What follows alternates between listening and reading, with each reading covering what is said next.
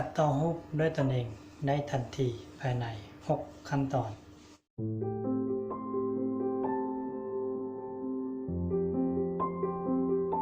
ขั้นตอนที่ 1 เอารูปไปใส่ใน Photoshop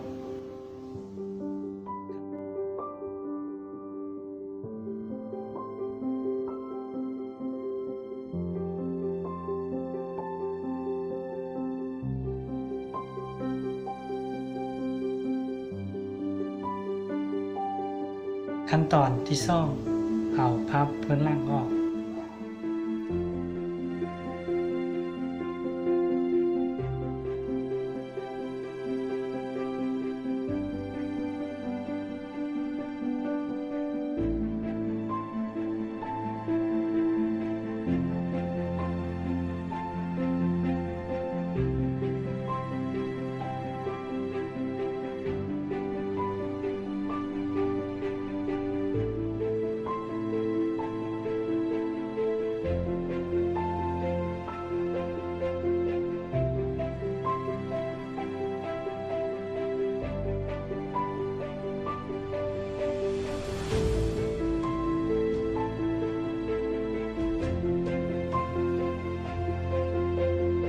ขั้นตอนที่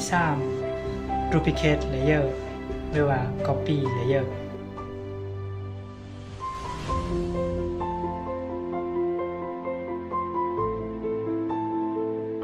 ขั้นตอนที่ 4 เพิ่มความมืด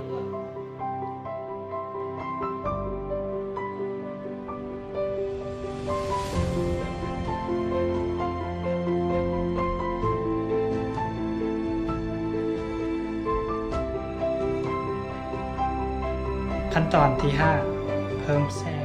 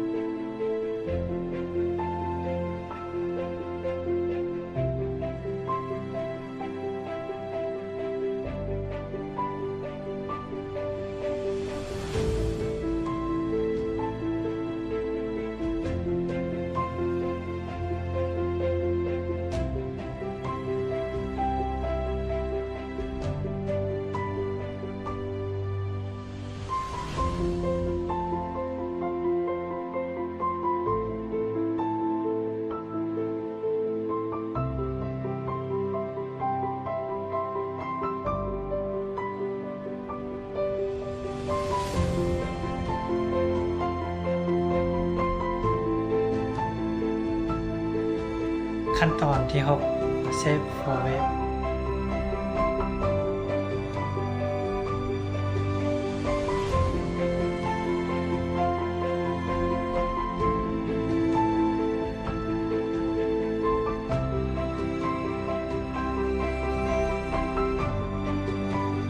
เพียง6ขั้นตอนนี้ทานก็ได้รูปที่สวยงามได้ขอบใจ